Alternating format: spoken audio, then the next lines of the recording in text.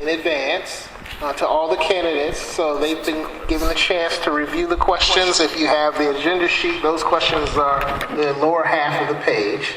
So we expect to get written answers for those questions if we haven't gotten them, as well as they should be prepared to answer those questions in depth. We also have a series of yes/no questions that we will ask each, and they have an option of yes or no. That's it. No commentary, no anything else. We just want to know yes, no. And if they want to wrap up or clarify something, they have a closing statement to be able to do that. After the yes/no questions, we'll come to the audience and allow you all to ask your questions. Then we'll give the candidates each a 2-minute closing statements, and then we'll wrap up. So I'm going to wait for my nod from my bosses, and then Jabari is a timekeeper. Jabari will raise your hand. So he'll let you know how much time we have and where we are. So I guess we'll go ahead and get started. So I'll allow the candidate who is here to introduce herself, and Jabari, she has 2 minutes for her opening statement. He said Councilman Griff is probably another 10 minutes. He just left something. Thank you. I'm going to just stand up because I can.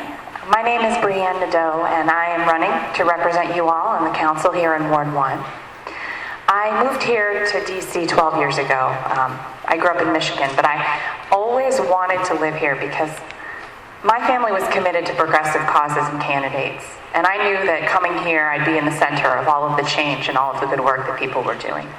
But I fell in love with our local community. I got involved right away in the Orange Hat Patrol in my neighborhood on Meridian Hill, walking the beat every week with the police, getting to know my neighbors and their issues, and more immersed in the neighborhood association, eventually running for Advisory Neighborhood Commission down on U Street.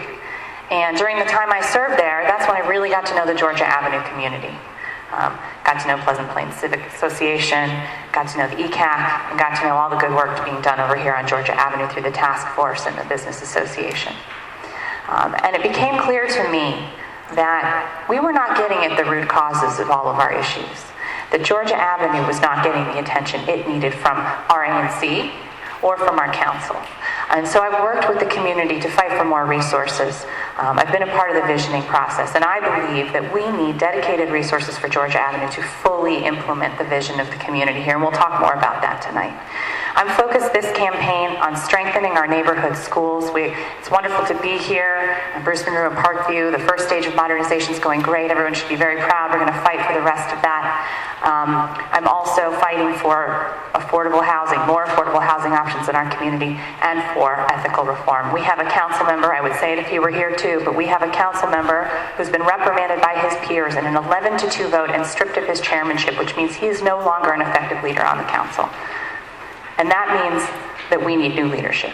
We need someone who's going to be ethical, who's going to wake up every morning and think about how he can help our community.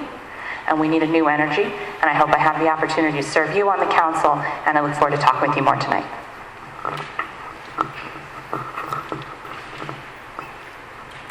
So we're going to move on to our first question.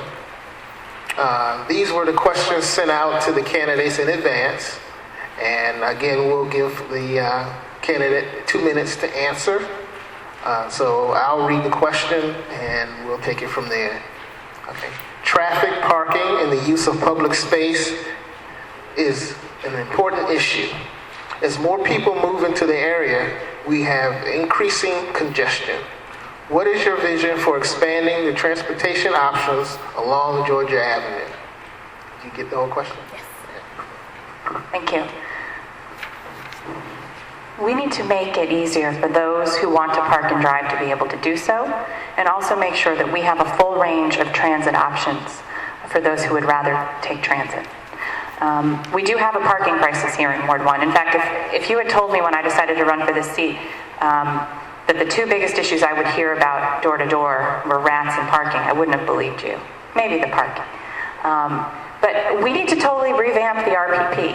the residential parking permit and move cars off the street that need to be there so that folks who really need to park and drive can do that through market-based incentives, making sure when people visit our community that they're paying to park, not using a free 2-hour window. But we also need to beef up our transit options. Georgia Avenue could be a much more thriving corridor if we did things like rapid bus or streetcar up the main line. We need to be smarter with coordinating signals for our bus lines. The express bus has been a wonderful addition, but we need to do more. We also need to increase options in general, more bike share, more car share, and to make our space, our sidewalks, our streetscape more walkable overall. Because people also just want to come out and be in the neighborhood. So we need to make sure that we're securing our streetscape funding, that we're able to redo the facades, that we're making Georgia Avenue a place where people are going to come out and spend time and patronize our businesses, and we do that by making it walkable, by creating more access to transit, and by also making it easier to park and drive. And I don't think that you have to choose. I think we can do all of those things. And another time I can tell you my very robust plan to revamp RPP, but we have not been very smart about it, and frankly our council member has really layered bad policy over bad policy in parking, created more Band-Aid solutions than getting at a holistic one, and that's what I want to do.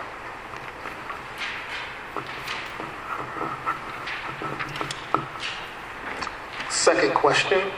Currently, the main types of new businesses coming to Georgia Avenue have been bars. Do you see this as positive? If not, what policies would you put into place to bring different types of commercial development to the area? Thank you. When I served as chair of the U Street ANC, we had this conversation a lot. We talked about how U Street, instead of the new development honoring our rich history of culture and arts, it had really become a nightlife destination. And that concerns a lot of us because we want retail and we want restaurants, we want all of those things. And Georgia Avenue should have those things too. And what you need in order to do that is some sort of anchor, right? So whether the community decides we want a hotel or a commercial building where a nonprofit or a business could locate and create foot traffic to the corridor, we need to decide. But that's the kind of thing we need to do on Georgia Avenue that will actually support our daytime retailers so they're not pushed out. So businesses don't feel as though in order to make their rent, they have to act like a club or serve expensive alcohol in a way that doesn't contribute to the community and a sense of community. We also need to create incentives for businesses to locate here. Do we want a grocery store on Lower Georgia Avenue? Well, how do we bring that here? We need to create tax incentives and more community benefits that go along with that. And we really need to do some more marketing. And again, it comes back to the streetscape. If we don't have a streetscape that is inviting, businesses aren't going to want to come here. So we have to do all of it, and I think we can. Now, Ward 1 has thriving business corridors throughout. Georgia Avenue has largely been forgotten by our council member. We've seen prosperity and growth up 14th Street. He celebrates Columbia Heights. Both U Street and 18th Street are exploding. Mount Pleasant, of course, needs more attention. But we need a real focus from the council right here on Georgia Avenue so we can be the kind of community I know we can be. And we need to be sharing resources between the different commercial corridors. We don't need to be competing for them. We need to learn from each other, share our best practices, and share our resources. That's my vision for long-term commercial development and development on Georgia Avenue. And I think we can get there by working together. I'm going to take the moderator's prerogative, and I'm going to, based on the first two questions, the first one dealt with parking, traffic, and et cetera. The second one dealing with new businesses along Georgia Avenue.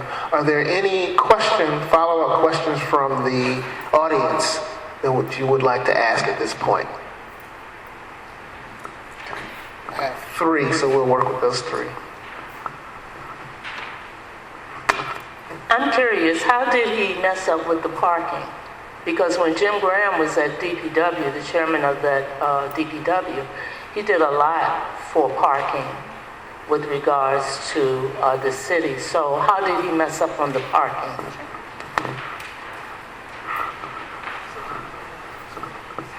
We have something right now called One Side of the Street RPP. I don't know if you've seen these new signs.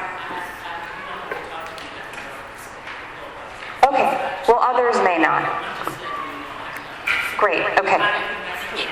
Okay. So when you have something like that, you'll notice that during the day, nobody parks in that spot because everybody's gone to work. There's very few people using those spaces, what means we're not optimizing our parking space. So we need to end policies like that and instead implement market-based solutions to our parking. So if you have an RPP sticker, you can park there anytime, 24 hours a day. You either need an RPP sticker or you can use a smart meter. And the smart meters can be calibrated for demand. So in areas that are closer to a commercial corridor, for example, your price would change based on what time of day it is, what day of the week it is. And that way visitors are still allowed to park and visit us, but they're contributing to what is a really valuable asset, our parking. And then we don't see spots on the street that cannot be used by anybody and are not being used by anybody during the day. That's just one example. I'm going to who else had their hands up? Okay. I'm going to let Councilmember Graham introduce himself, and then we'll come back to those questions, and then we'll pick up with where we were on the agenda. We're going to allow you to make your opening statement. You have 2 minutes. Thank you very much. Hello, everybody. I'm sorry I'm a little late, but I was chairing a hearing on homelessness and poverty. And speaking of that, market rate parking is going to fall very heavily on poor people. By the way, I've been through that when I was chairman of the Committee on Transportation and Public Works. I went through those proposals, and they sound good in theory, but when you apply them block by block to people who have very little income, it falls very heavily on those least able to pay. I mean, it sounds good as a theory. Well, I'm here today, again, at Parkview, to say that I want your vote for my re-election. I think we have a situation where there have been major improvements on Georgia Avenue. When I came into office, I have a photo of me, I should have brought it, of me standing next to a pile of studies that had been done on Georgia Avenue, and it came up to about here on me. We had studied, but we never had any progress. We never had any progress on Georgia Avenue. And I took my campaign office to 3555 Georgia. I was encouraged to do it in Adams Morgan. I said, no, I want to go to Georgia Avenue. I want to meet the folks there. I want to get to know them better than I had. And I did, and I'm glad I did, because it reinforced my commitment to making changes on Georgia Avenue. And we have made a lot of changes.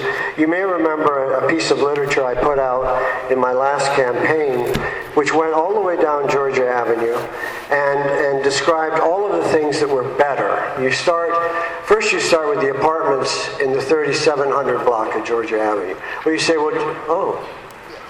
how long is this? 2-minute opening statement. Oh, 2 minutes. Well, vote for me. Well, I can't go through this, but I'll pick it up on the economic development question. I suspect there'll be such a question. Thank you. Vote for me, please. All right. So I'm going to go to the two persons who raised their hand. Did I miss the question on parking? Hi, I'll vote for able to make it tonight. And Ms. Brianna Doe, thank you for coming. A question, please. Were you able to go to the, am I saying this correctly, Darren, the traffic mediation that we had at Banneker Recreation Center? And what did you resolve, or what did you decide in your mind that would fit the community? Traffic. So I wasn't able to go to that meeting. I did see the renderings for the streetcar, which I thought were very exciting. The idea that we could have to re-envision what Georgia Avenue looks like with different lanes and a dedicated lane for a streetcar are very exciting to me. And I think that would bring a lot of new business and foot traffic to our area. So I wasn't at that meeting, but I did read up on it. In fact, I read Kent's blog about it, which is another way to stay connected over here. Well, I tell you, I was chairman of the Committee on Transportation. I was on the Metro Board for 12 years. I've spent a lot of time on these issues. And I believe more in rapid bus than I do for most areas for the trolley cars. I think if we had a true rapid bus system with a dedicated lane and synchronized lights, so that when the bus approached, the light would favor the bus, And we have this, we're supposed to have this on Georgia Avenue right now, but it's never really worked. We would gain a great deal in terms of public transportation. Now, I think Georgia Avenue is also fitting in some ways for trolley service. But trolley service is very expensive, extremely expensive. Other parts of Ward 1 are not fitting for trolleys. For example, Harvard, there's a suggestion that the trolleys come across Harvard. I just can't see that right now unless we eliminate lots and lots of parking, which would create quite a furor. So let's examine options, and one of the options is rapid bus.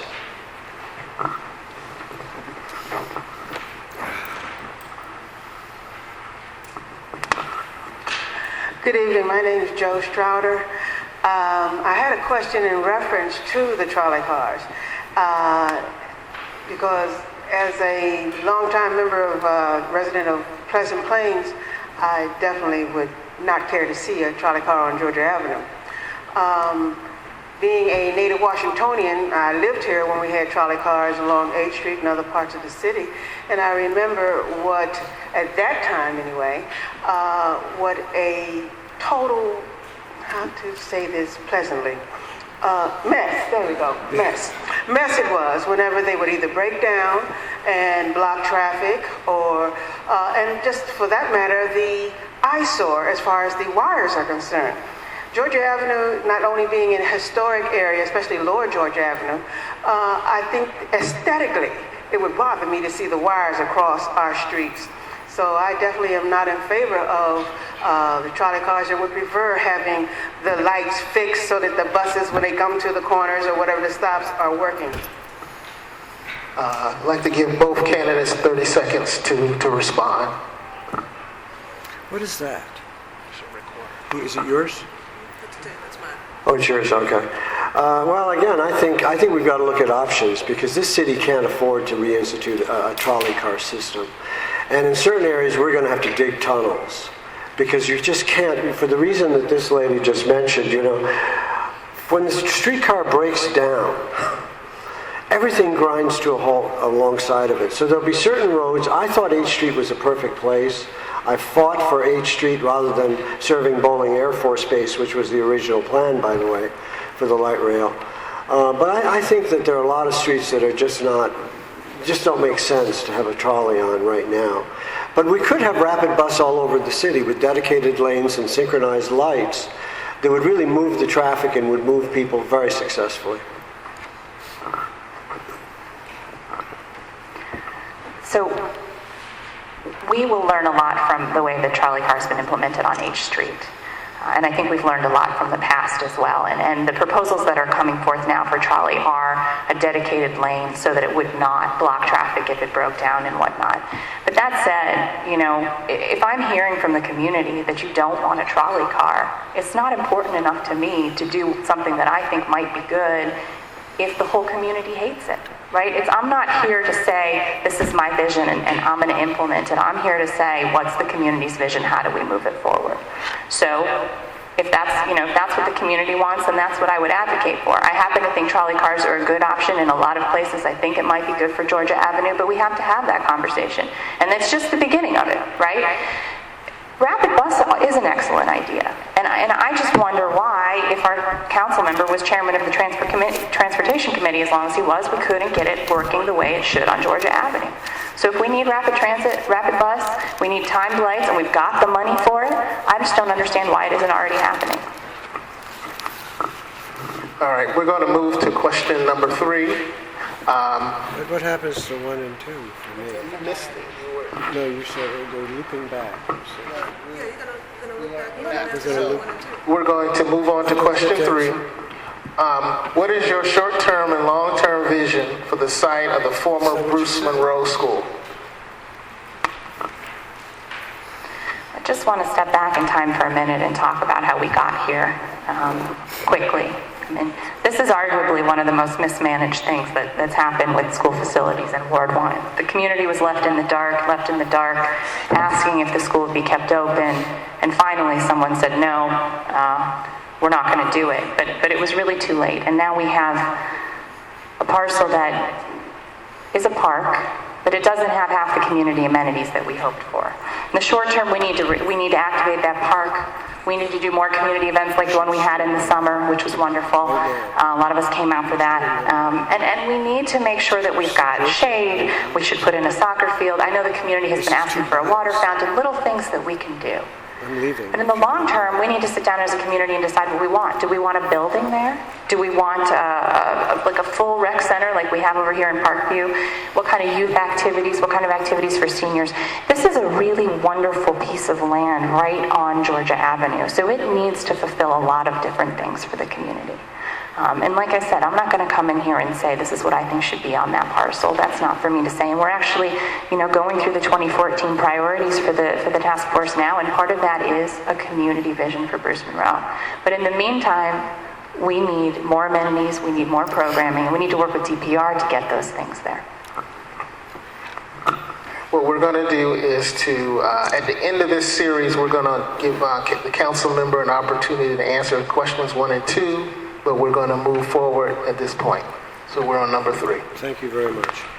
Brianne, you weren't part of any of this, so I got to say this right now, because those of us who worked hard on all of these issues, and how many meetings did we go to in terms of Parkview? How many times did I tour this building? How many times did we consider what to do with the old Bruce Monroe School?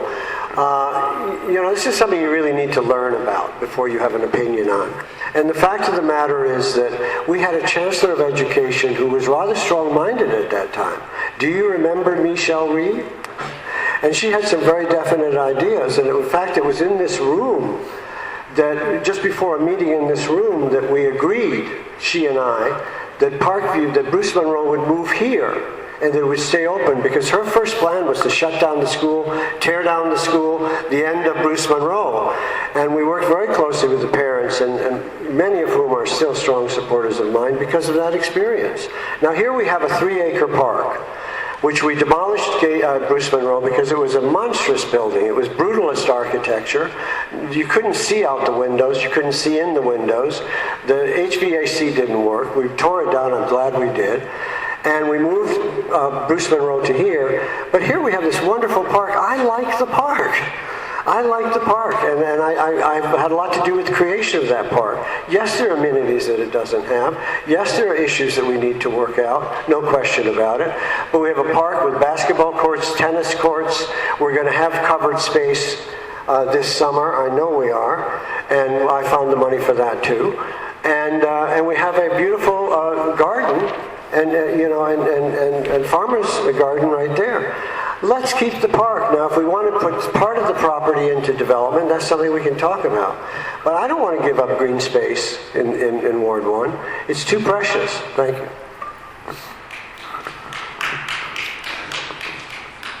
We're going to move on to question number 4. Why has the Park Morton project stalled, and what would you do to move it forward? Well, again, I sponsored the resolution that made Park Morton. I was the author of the resolution that made Park Morton a new community. I did that in February 2006, by the way, thinking about Georgia Avenue. Park Morton has changed since then. Park Morton has changed very dramatically. I remember when there was a place, there was a Teen Go-Go, not a bar because they didn't serve alcohol, but there was a Teen Go-Go right there where the Pleasant Smiles or Little Smiles or whatever, the dental clinic. And the police arrived, excuse me, could we have attention, please? The police arrived with drawn shotguns at Morton and Georgia. This was how bad it was, and when we objected, we said, you don't want to arrive with drawn shotguns. This is very unnerving for the neighborhood. And they said, it's the only way we'll go there when that place closes. Things have changed, but the fact of the matter is that this has been too slow in coming. But we have had the Avenue apartments have been built. 27 units have been moved from Park Morton to the Avenue apartments. We're definitely committed to this. I have information from the deputy mayor just very recently, just a few days ago, that the money is still in the budget for the new community at Park Morton. It hasn't been touched. I'm not going to let go of this. We've been determined all along, and we are going to have a new community at Park Morton. I can assure you that's going to happen.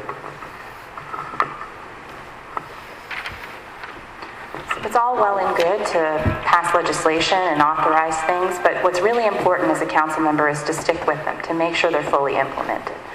So this legislation was passed in 2006, and since that time, residents have been kept in the dark about what's happening. They've been living in squalor with rats running around. We got a call from a woman just last week who, before the news broke that the deal had fallen through, she was wondering, when am I going to move? Where am I going to move? And no one had any answers for her. And that's the job of a council member, is to keep residents informed, to help them with difficult transitions, and to see these projects through. Yes, there are 27 units in the Avenue set aside for Park Morton residents, but only 10 of them are actually occupied by Park Morton residents. 17 went to other folks because nobody was helping these Park Morton residents get in there. There has been gross miscommunication between the Housing Authority and DEMPED on this. Meetings have been taking place without one or the other, no coordination, and residents have been left behind. We were just over there yesterday touring the site, and building windows boarded up with people living in other parts of the building. That's no way to live. That's not dignity. We need to move people into these available units, and we need to solve this problem quick. And even if this is rebid right away, it'll take another 2 years to get shovels in the ground the way the bidding process works, and it's too long. So he's had since 2006 to get this done, and it hasn't gotten done, and the residents have been in the dark, and that's just not acceptable. Moving to question number 5. Lower Georgia Avenue has not received Great Streets funding for street infrastructure improvements. What is your position on moving this forward? Well, $1.4 million was promised, and then it was taken away. It was promised back in 2006, and we had all this time to implement that before 2011 when it was taken away. And, all the other parts of the city got their Great Streets funding, but Georgia Avenue once again was forgotten. And, I just want to remind everyone what that funding can do. So it helps existing businesses grow. We've seen that happen in other parts of the city, on H Street and other places. It creates jobs because when our businesses grow and have more space, they can have more customers and they need more staff. And it also revitalizes neighborhoods and allows for more pedestrian access to our businesses, easier to drive, more amenities. And those are all the things that we've been missing. So why hasn't our council member been able to get that funding delivered to us, that funding that was promised? $1.4 million. Why hasn't Lower Georgia Avenue seen the same development that parts of Georgia Avenue and Ward 4 have seen? I think that's the question. And I think we should demand it, and I think we need it now. I'm very glad that you found the time to visit Park Morton and tour the facility. The reason why there are apartments with boarded up windows is the fact that those are apartments that left for the Avalon, and we're holding the apartments because that's such a critical part of the development. The reason the Avenue why there are only 10 of 27 is because people did not want to move from it. All the apartments at Park Morton are 3-bedroom and 2-bedroom, and they didn't want to take a smaller apartment.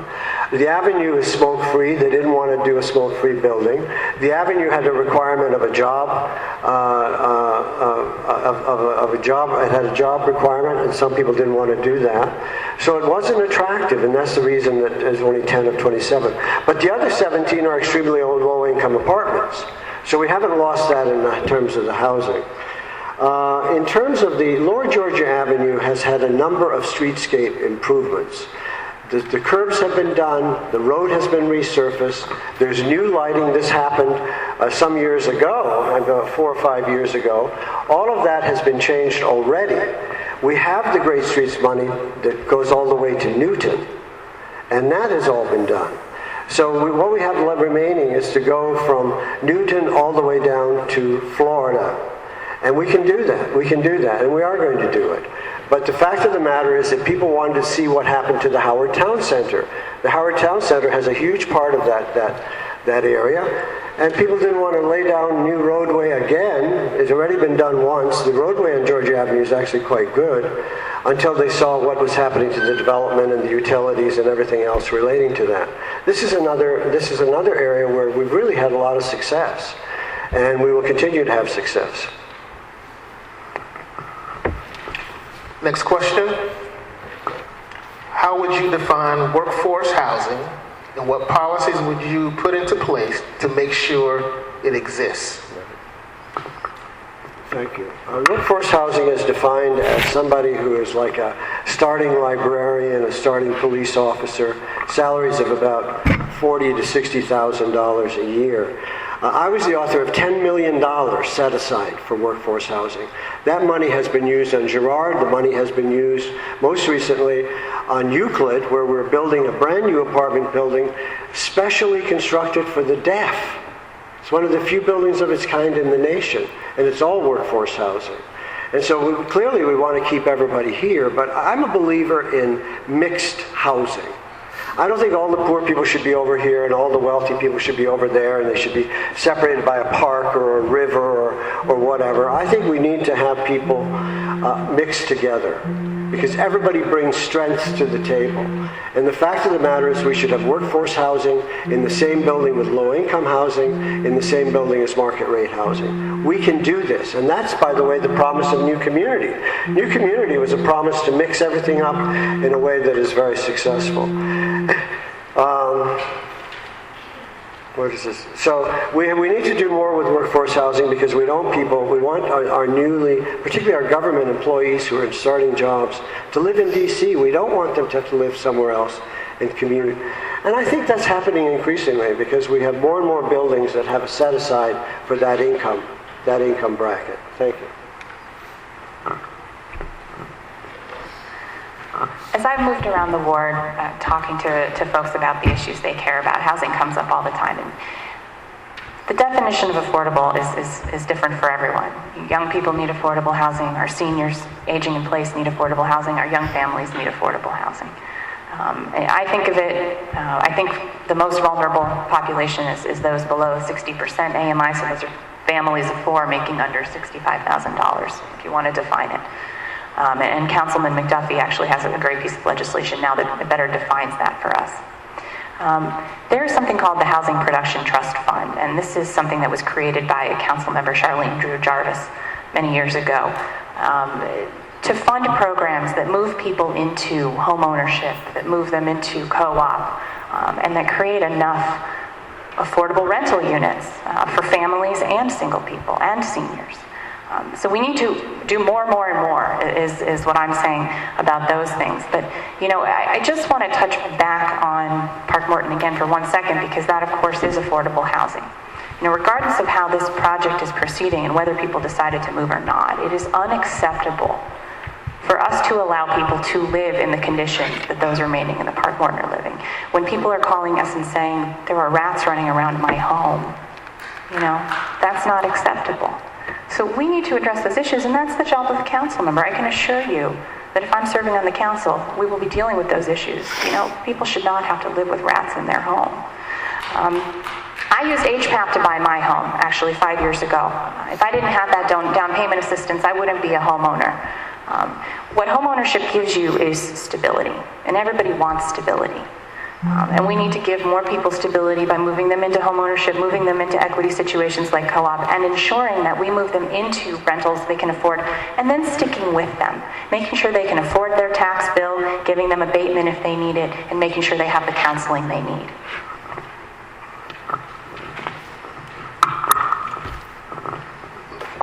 Next question. Do you agree that the Reeve Center should be traded for a stadium? If so, how should Ward 1 residents benefit from this deal? So I am, on its face, supportive of the deal to build a soccer stadium and transfer land. But what I'm waiting on are the details to make sure we get a fair deal for taxpayers on this, because I don't want to give away the tax abatement that we don't need to give away. I don't want to give away the city's profits. I want to make sure we've got good jobs as part of that deal, and the construction and the long-term jobs that are created by that. The opportunity that this land swap provides is a brand new government building in an area that needs revitalization, brand new stadium in an area that needs revitalization. And for us on U Street, an opportunity to create a real anchor. Now, the Reeve Center is rich in history. It always has been an anchor for U Street. It brought U Street back at a time where it was struggling. It has a great history. SNCC's headquarters were located there, and I'd like us to do something to honor that whatever happens to the property. But we've put forth, on U Street, this is where I have served, we've put forth a community vision of what that would look like. We've circulated a petition we're sending into the council shortly, calling for commercial space there. Because with commercial space, like we were talking about before with development, you create an anchor for your daytime retailers, you create balance for the nightlife. We want ground level retail with community amenities, really interacting with the street in a way the Reeves Center has not done because of the way it's been built. And we want community benefits in there as well. The Department of Employment Services, the Office of Latino Affairs, those should stay. The post office, that should stay. But we can do something smart here. I've taken the opportunity to sit down with the proposed developer just to tell them about what the community vision is and see if they would be good partners. And the good news is that they want to work with the community. They're excited about the community vision, and they have a track record of building spaces like the one I just described. So I'm optimistic that we can do this in a way that's good for everybody, that anchors U Street, which I'm very invested in, and also creates some revitalization in two neighborhoods that desperately need it. Well, first let me say that Park Morton has been renovated very, very much in the last several years. And anyone who lives at Park Morton knows that a number of improvements have happened there. If people have rats in their apartment, then we obviously don't want that, and the Housing Authority will take care of it. But there have been very significant improvements at Park Morton, including, by the way, the teen center, which I was very much involved with. In terms of the soccer stadium, what I wonder is, why don't we just build a soccer stadium? Why do we have to move the Reeves Center to Anacostia? Why do we have to trade our highly desirable Reeves Center for scrappy pieces of land in Buzzards Point? The value exchange just really doesn't make sense to me. I know people have been trying to convince me that it's a good deal, but rather than this complicated adagio, if we want a soccer stadium and we want a soccer stadium in Buzzards Point, we have the money to build it. We built the National Stadium straightforward. We didn't have to get into a complicated trade. Of course, there are landowners in Buzzards Point who are definitely going to be benefiting from this. The people who are going to get the Reeves Center are also the owners of some critical parcels that are needed for this. This stuff is so transparently to the advantage of moneyed interests that you got to wait a minute and say, whoa, wait a minute here. Because a lot of money is going to be made off of all of this, you can be sure of it. That's why this complicated adagio has been put into place. So I say, okay, I know my constituents want a soccer stadium. I represent, and I'm very close to the Latino community and others who care about it. A soccer stadium is about $150 to $175 million. We have the bonds necessary to build it if we're really determined to do it. But the Reeves Center is within the top 5 most desirable properties the district government owns. And so I think that this is something we have to approach with great caution.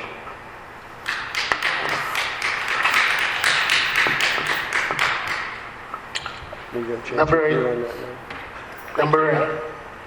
Okay. Behavior sales. Community benefits packages have been applied inconsistently in development projects.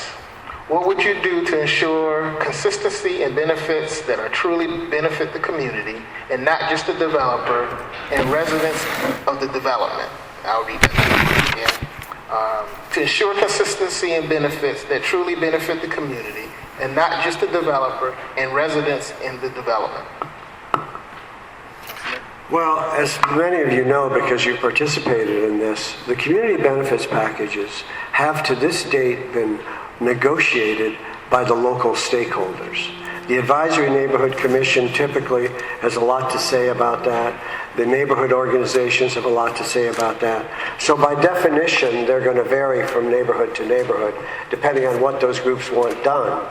And particularly the ANCs vary from neighborhood to neighborhood in their interests. I don't know, I think for me, the inclusionary development law, which I was very involved in, is the best approach. When a developer wants to have a benefit, a public benefit, whether it be something as easy as a zoning variance or some other benefit, a curb cut, whatever it may be, then they ought to be able to respond to us and to affordable housing needs by negotiating set-asides for affordable housing. And that's what that law provides. The administration back a little while ago was very slow to implement it, but we pressed and we pressed, and it's now in place. And inclusionary development in the District of Columbia makes sense.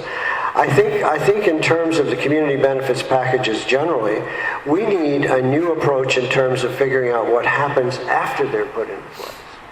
Because the fact of the matter is that some people get low income apartments, and then the condo fees go up and up, or other operational fees go up, and they can no longer afford it. We did not anticipate that. I think the way we should have, but we didn't. And so now we've got to revisit that to make sure that people who get into these low income apartments are able to stay. Because that's the whole point of this. We don't want them to be there for a short period of time and be bumped out by economics. So that's something we have to visit, and it's going to cost us some money, but I think we should do it. I just want to touch back on that stadium question real quick, because I want to make sure people know the difference between this soccer stadium deal and the baseball deal is that right now we are still paying for that baseball stadium. In fact, for 15 years from now, businesses will still be paying a tax to pay off that stadium, some of which pay up to $75,000 to $80,000 a year in taxes to help pay off, in fees, to help pay off this stadium. And the deal that's been arranged for the soccer stadium is a much better deal for taxpayers and a much better deal for the community, and especially for our business owners who are going to, in those neighborhoods, thrive from this. But the question is about the community benefits package. In my role as the ANC on U Street, I came to the table on a number of these, and they really can be a good thing. We've seen money set aside for sustainability in a senior community. We've seen money set aside for home purchase, for a co-op purchase on my block. We've seen parks built. On U Street, we're about to get a business improvement district as part of a community benefits package. I think the most important thing is that all the voices come to the table in the beginning, that you have community leaders, residents, business owners laying out their vision, and then that your elected officials stick with it and make sure that the commitments are followed through on, and that's the most important thing. Now, most of those benefits don't come to the community until the shovels hit the ground, and that's because of sheer economics. But we need to work with developers as much as we can about getting them to provide benefits as the process moves along, as early as possible, and that they're lasting ones. So these things can be streetscape improvements, they can be seed money, they can be improving our green space. But community benefits shouldn't just be giveaways. They should also ensure that the people living in those buildings are getting benefits, making sure that every new property that goes up has green space, that buildings are built energy efficient so that people's long-term costs are lessening over time. We just need to be more thoughtful in our development in general. And any time a public benefit is given to a developer, we need to ensure that it's not just given away, but that it comes with good jobs, it comes with sustainable options for its residents, and it comes with real improvement in our community. We're going to do two things now. We're going to move into our yes/no questions.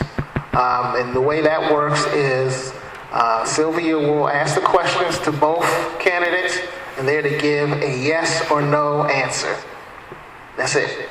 No commentary, no backup, yes or no. If you don't have the courage to answer the question, you can always pass.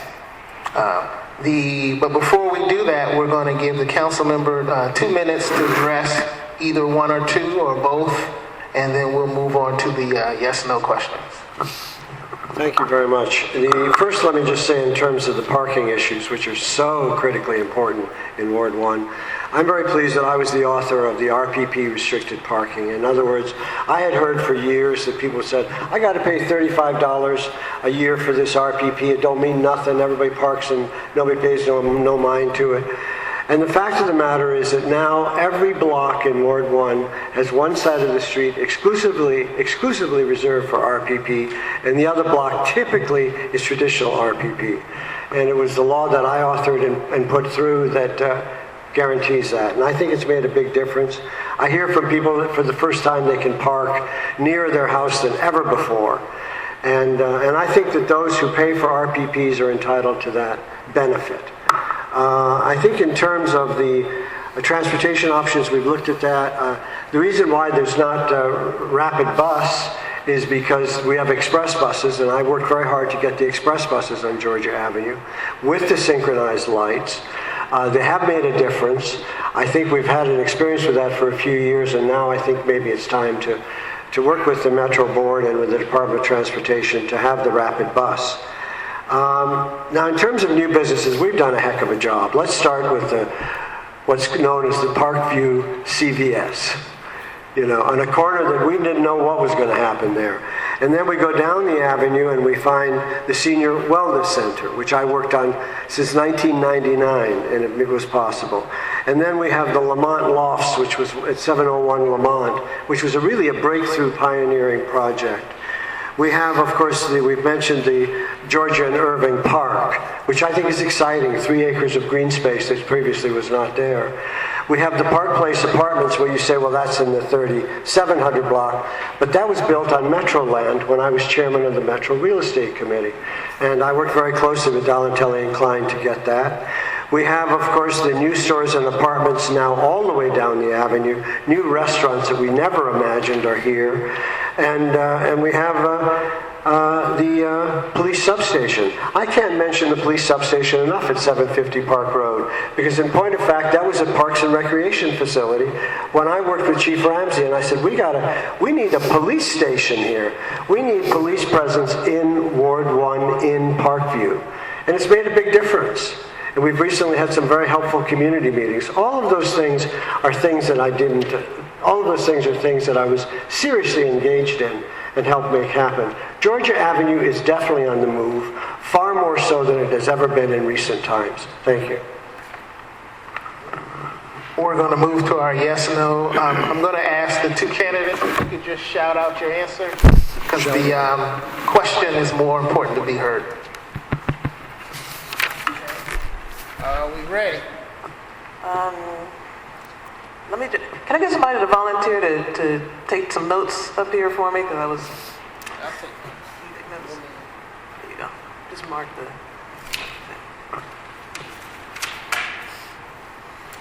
All right. I'm going to skip the first one. Okay. Well, the first couple are not quite yes, no. What city and state were you born? You shout this out. I was born in a small town in Scotland. We immigrated here when I was 7 years old to a place called Hyattsville. And we ultimately ended up in Detroit, Michigan, where my father was an auto worker. Okay, Brianne? Grosse Pointe, Michigan. Not far. Not far. How long have you lived in the ward? Continuously since 1972. 10.5 years. Do you have or have you had children in DC public schools? No. No. Do you have or have you had children in DC public charter schools? No. No. Do you regularly use Metro? Yes. I'm more inclined to use, that includes the buses. I have used the circulator with great. Oh. No or yes? If the buses are included, I would say yes. Okay. Do you think the baseball stadium was a good use of public funds? No. I voted no 11 times. Would you vote to continue to give big developers $1 million tax abatements? Mr. Grant? Under any circumstance, I mean, that's kind of. Yes, no? Yes or no? Oh, the yes and no. If justified, yes. Yes. Okay. Are you for or against Walmart coming to DC? Against. Against. Should the historic Franklin School be kept and used for public purposes?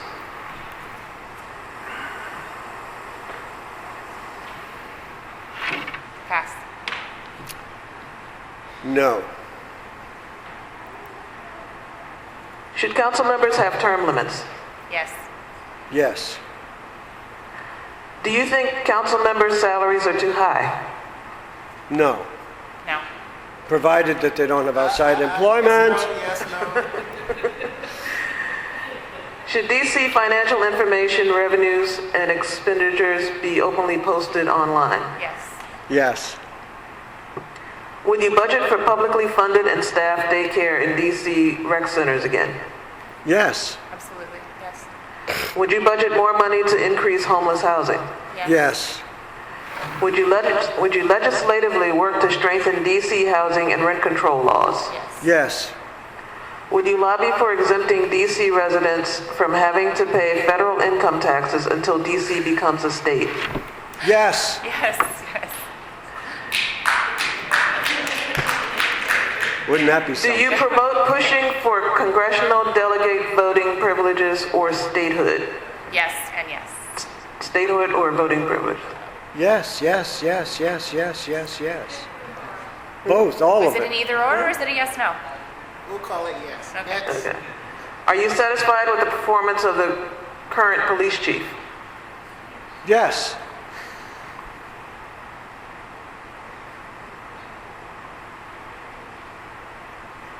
Yes.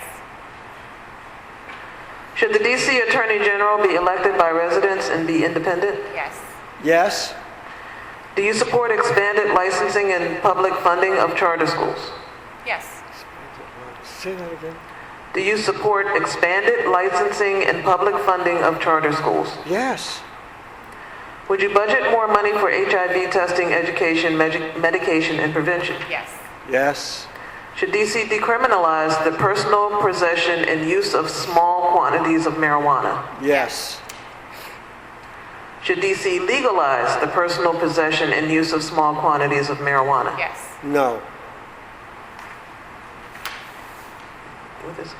Will you advocate for performance bonds for developers who receive PUD approvals with penalties for those who fail to meet construction start deadlines?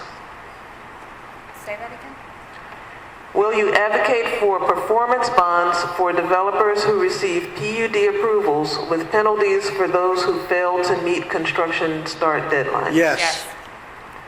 Will you advocate for fraud penalties for those out of DC residents who falsely claim DC residency to enroll in DCPS or DC charter Yes. schools? Yes.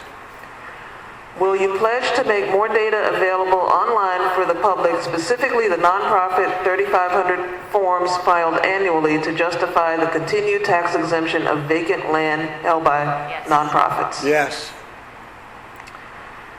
The recent DYRS report showed a minimal number of residential facilities within DC for youth in need of psychiatric services.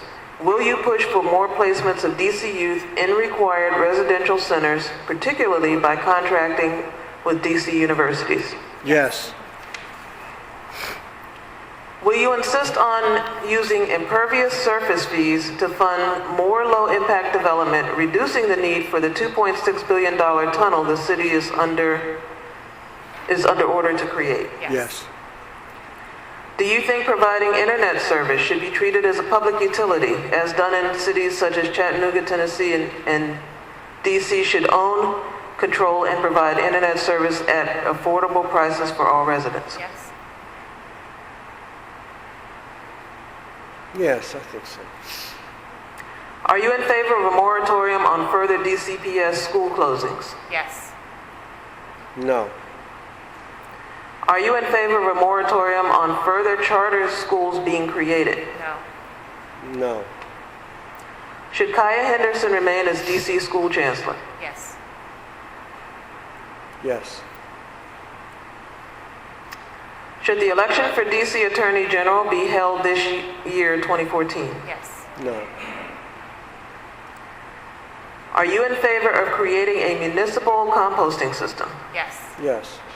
Are you in favor of the federal Common Core curricula standards? Yes. Yes. Are you in favor of government subsidy of residential solar panel installations? Yes. Yes. Are you in favor of creating a DC public bank like North Dakota? Yes. Owned by the government? A DC public bank? Owned by the government? Is that what that means? If it's owned by the government, no. Are you in favor of making Pepco a publicly owned utility? Yes. Sure. Yes. Are you in favor of residential or commercial inclusion in the design for MLK Library? Yes. Say that again. Are you in favor of residential or commercial inclusion in the design for MLK Library? No. Are you in, did you answer? I You did answered say yes. Are you in favor of the DC government standardizing the use of open source software and open file formats to replace proprietary commercial software? Say that again. Are you in favor of the DC government standardizing the use of open source software and open file formats to replace proprietary commercial software? You mean for public documents? Yes, for the, Yes.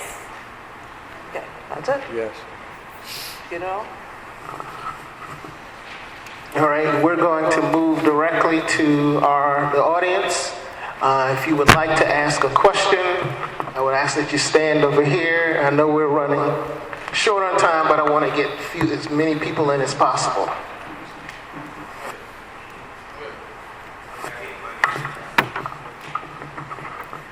I have a question in reference to Park Morton.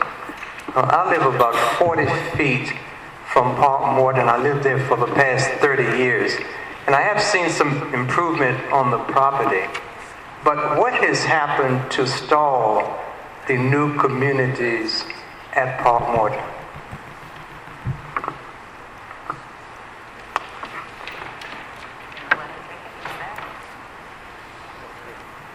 It's her turn. I'm happy No, to go. she I'm happy passed to it go. to She you first. passes. No, I'll go. I'm going. Okay, go. I'll answer. Well, my understanding is that there has been gross miscommunication between the entities that are managing this, the Housing Authority and DEMPED, and that because of that, no work was done. This was a promise made to the community back in 2006. Here we are in 2014, and only 10 of the people living in the original Park Morton are now in the Avenue. And we needed more oversight. I mean, the role of the council here is oversight and moving these things forward. No, that's not the reason. The reason why Park Morton has been delayed is there's a major controversy over a high-rise building versus a low-rise building, and a controversy over whether or not the high-rise building should be located on Georgia Avenue and not built on either Park or Monroe. And they've gone back and forth on this issue. They have attempted to buy the Richardson building, which is being held out for the top dollar. Finding a parcel of land right on Georgia Avenue has been very difficult, and meanwhile there hasn't been an agreement on building the high-rise, which is really necessary on the side streets.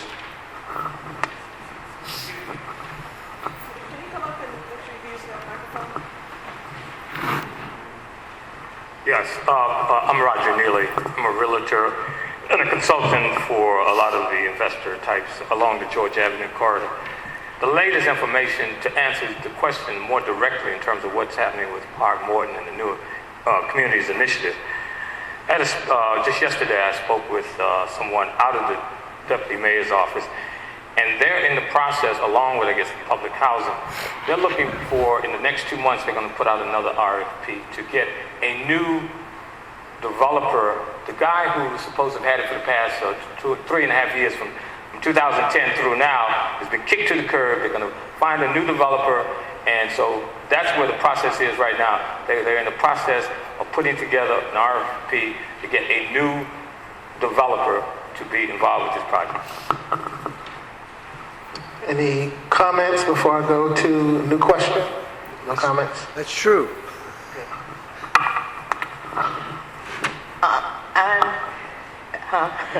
I'm not in agreement about development for the Reeves building, because we don't need another shopping center. We don't need another nothing on 14th Street.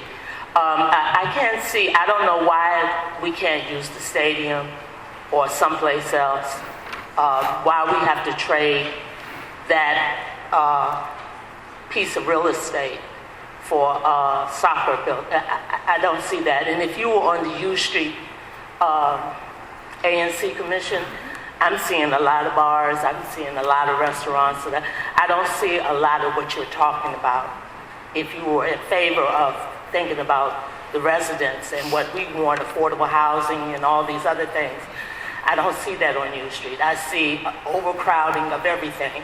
Not that it's a bad thing, but I think it's better use, we can find better usage for some of this land in DC, more affordable housing, as a matter of fact, more for the seniors. There are a lot of things that could be better.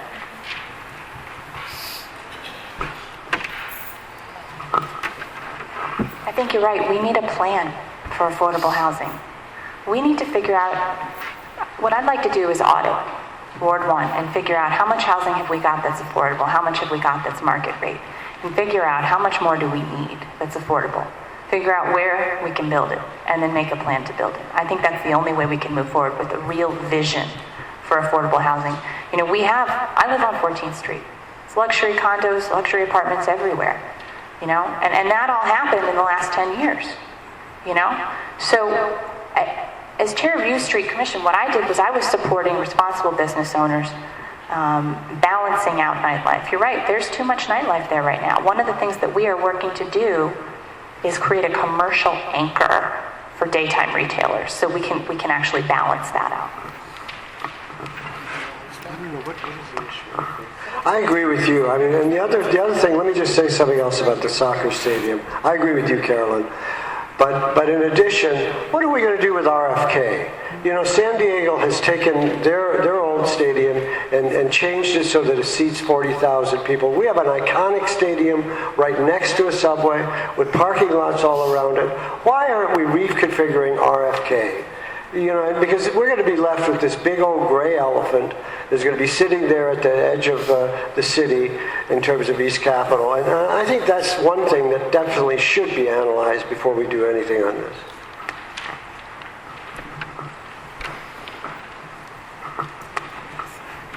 I'm a resident of Park Morton, and I'm currently, the apartment that I'm living in is considered to be low income. Currently, my ceiling is falling in my bathroom.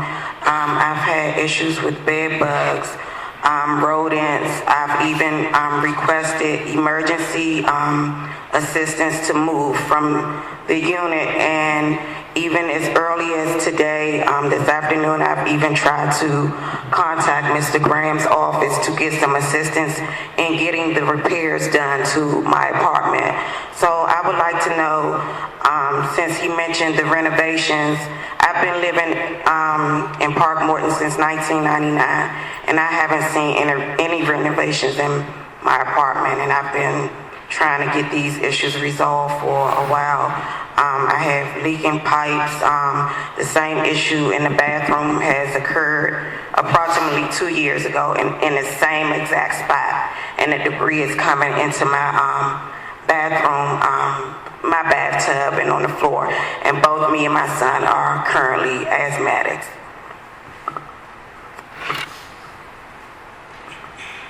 Well, I'm glad you contacted us on this, and we can make that right. I think I'm sorry there have been no renovations in your specific apartment, but there have been changes in other apartments and other buildings, and so we can make all that right. There's no question about it. You must not have to live that way. No way is that going to happen. So I appreciate your call today, and if you'll call me tomorrow, we'll get right on it. Thank you. I'm so sorry that is happening to you, and I'm also equally sorry that this issue has become so politicized, that this is actually your life experience, and here we are talking about it like it's just another talking point. You deserve better, and frankly, if you're not getting the service you need from the council, if you call me, we'll work with the mayor's office. I'm happy to help with that. But I am sorry. And I guess the benefit of it being politicized here is that sometimes in an election year, things actually start getting done by incumbents. And I'm sorry that that's been your experience.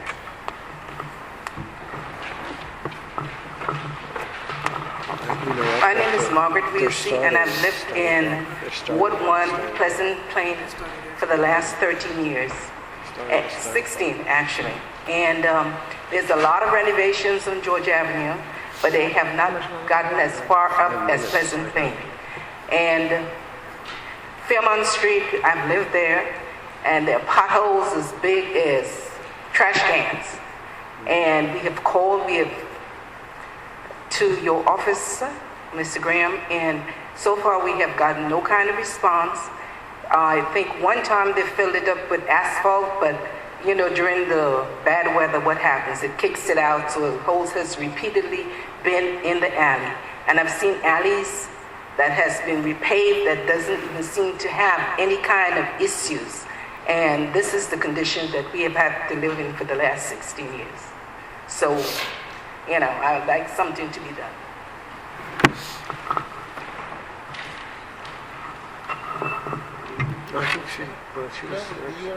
Well, yeah, I do want to respond. I mean, you know, we've worked very hard to fill potholes and redo alleys and resurface alleys, and we've had a number of success stories east and west of Georgia Avenue. We had a whole new streetscape put down on Sherman Avenue, the entire length of Sherman Avenue, which is making a big difference in terms of not only aesthetics but public safety. But in terms of, you know, this past winter, there were terrific potholes that occurred, and are occurring today, right now, as we're talking. And all across the city, there are major potholes. But if you call me, we'll get the things taken care of on Fairmont, I can assure you. What is your name?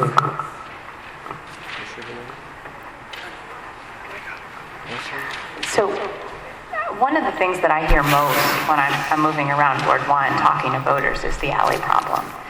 There's no regular schedule of repaving alleys. There are many alleys that have been on a waiting list for a very long time, and nobody even knows how long that list is. So I'm very concerned about this. One of the things I want to do is demand that we have a list, a schedule that's publicly available. There's a website that publicly lists when alleys are being redone, and it doesn't have any information on it. And we do need to do better. I'd also like to see us paving these alleys green so that we're reducing our stormwater runoff and being better citizens. And there's federal funding for that. So that's one thing I'm going to prioritize.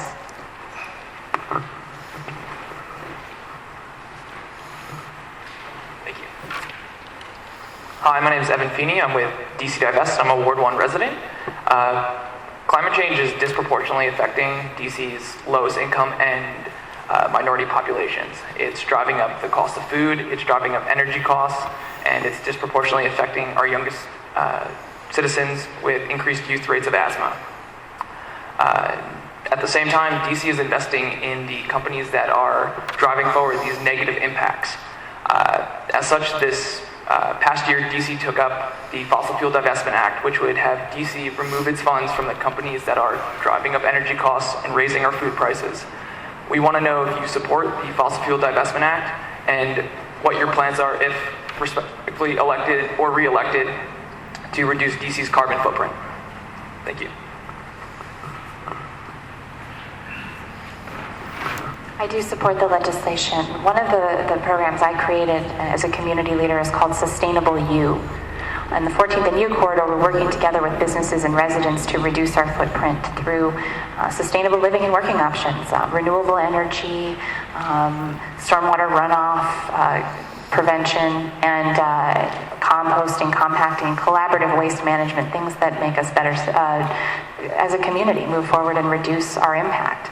Professionally, I work with organizations like Earth Justice that fights things like fracking and other fossil fuel energy sources and big oil and gas, and it's something I'm very proud of and something I'm committed to. I'm very pleased that the Sierra Club has endorsed me. And, you know, that says something about my environmental record. I don't think they interviewed my opponent, but they endorsed me. I have met with your group in my office. I'm on the bill. I'm definitely supporting this, there's no question about it. I have been a leader in terms of solar energy on the council and the support payments that people have been given in order to install solar energy panels. This is something I'm very enthusiastic about, and I hope you know that I'm very much behind that legislation. Thank you. This is our last question, and then we're going to go to closing statements. Good evening, everyone. My name is Glenda Richmond, and I'm a senior citizen at the Paul Lawrence Dunbar Apartments. I contacted Mr. Graham's office last year around Labor Day. I wrote him a letter. To this day, he has not responded. In that letter, I talked about, outlined several situations, problems that we're having in the Paul Lawrence Dunbar apartment located at 15th and U Street. Now, that same year, Mr. Graham appeared in a press conference, and what they were doing, the investor, as Mr. Graham appeared, was announcing this new renovation of the Paul Lawrence Dunbar. Now, about a month or so later, like I said, I contacted his office. There's a lady living in that building and have had problems with mildew and mold. The renovation never addressed that particular lady's problem.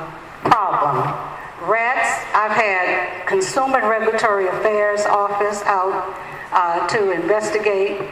They wrote up numerous violations on the investor. Rats, roaches, bed bugs, mice are coming in because when they renovated the building, what they failed to do was to patch up the holes that was behind the heating system that we have. I would like for you, Mr. Graham, to respond as to why, in spite of the fact that I sent you a letter, you have not responded.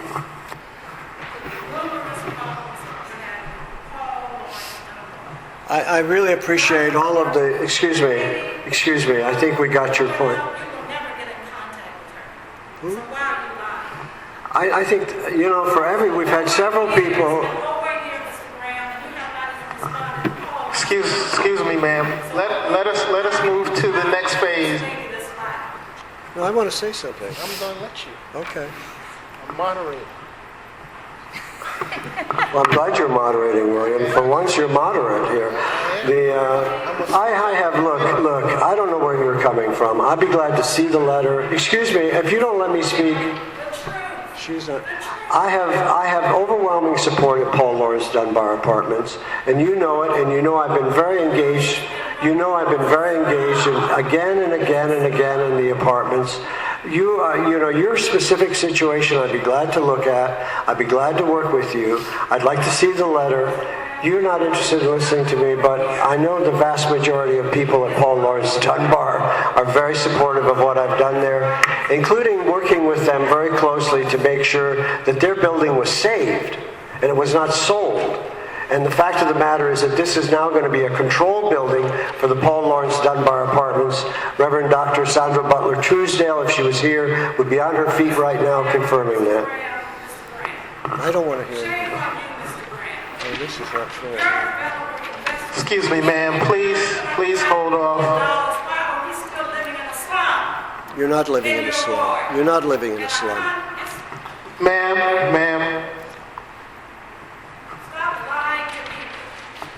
I don't really.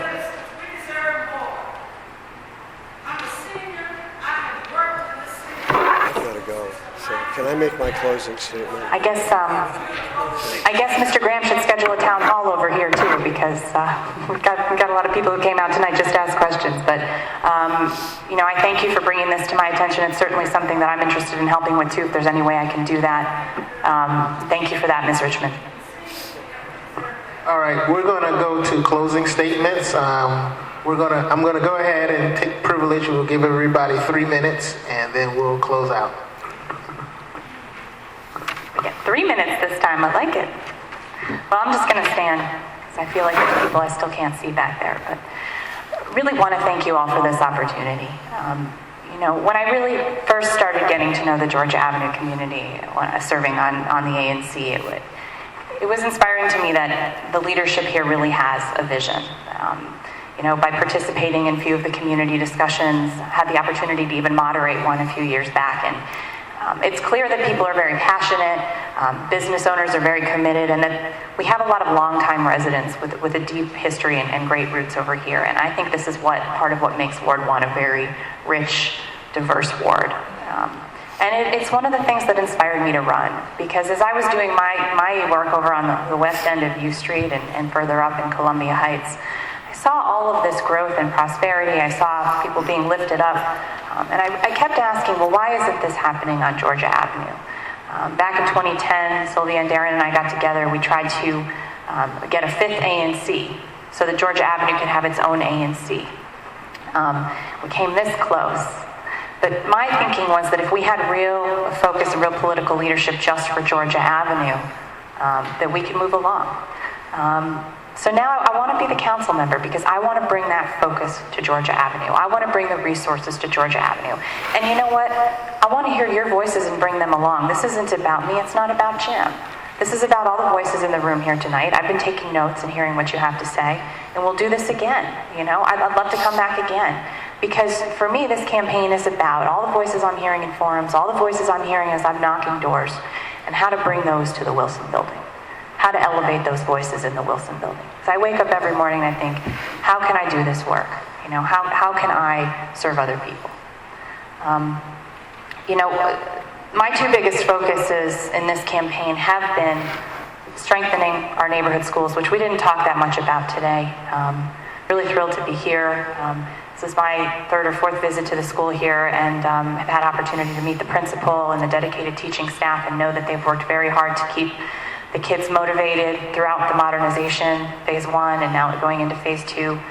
But they've also done a lot of really wonderful things, bringing in community partners. And it's a great model. It's a great model for the rest of the ward and other neighborhood schools across the district, where the school becomes a hub of the community. The teachers and principals, and when I've been out talking to teachers and principals, they tell me this is what they want in other parts of the ward. Teachers and principals are supported by wraparound services like tutoring, mentoring, healthcare, counseling services right here in the school. And the community is engaged around them, because that's a piece we've lost in our education reform, that real community engagement piece. And it's incredibly important in lifting up kids. We've seen it work in other parts of the ward. And you know, we've talked a lot about affordable housing today. I maintain that it is the most pressing issue in the ward right now.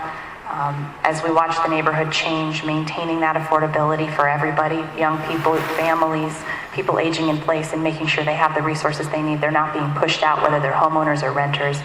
That we're looking at tax abatement. One of the things that was not even addressed by the recent tax revision proposal that came out, reducing property taxes for low-income folks. But this election is also about change. I think we need a new energy from the council. I'm hearing from other people we need a new energy on the council, and I want to be that energy. And I want to be a more ethical voice on the council. Because Councilmember Graham has now been reprimanded by his peers and stripped of his leadership capacity, his chairmanship of the ABBA committee, which is a very important committee for this ward, overseeing all the liquor licenses.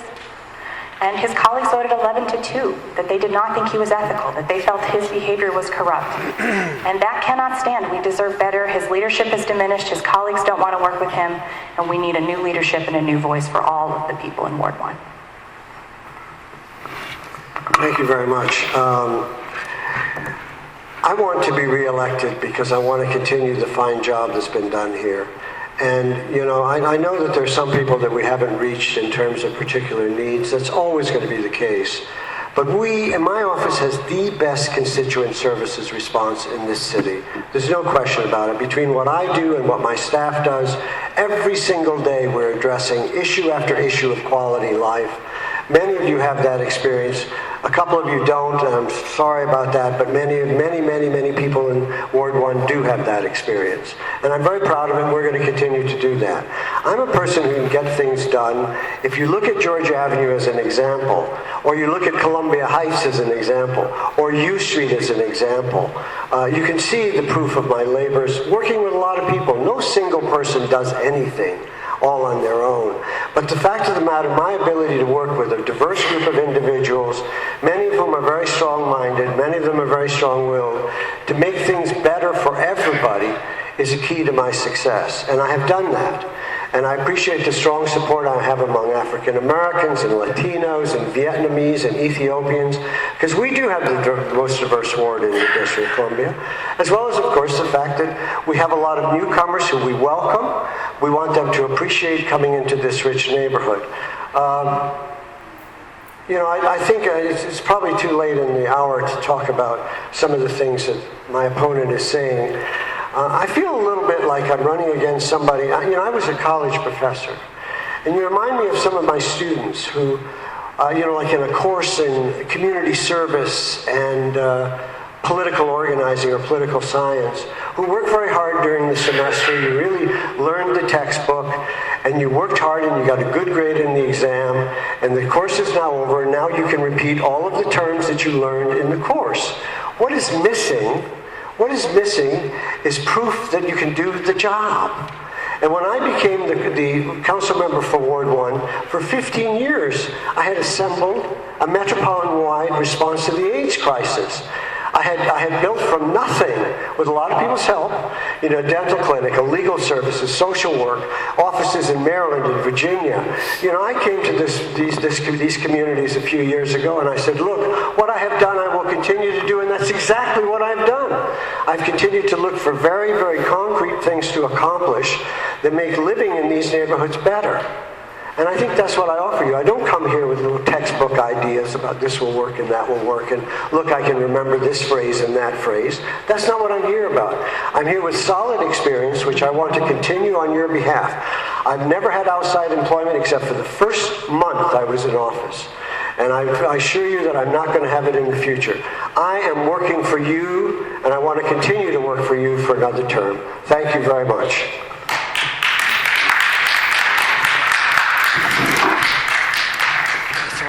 We're going to wrap up by thanking the candidates for being here tonight. We want to also thank you for coming out. We want to tell you all to remember to vote on April 1st. Actually, you can start on March the 17th. Make sure that you tell your neighbors. It's very important that we all get out and vote. We will have a candidates forum for the mayors, the people who are running for mayor, on March the 10th, Monday, March the 10th at 7 o'clock here at the Bruce Monroe at Parkview School. But remember to vote, and remember to tell your family and your friends to vote. Thank you for coming tonight.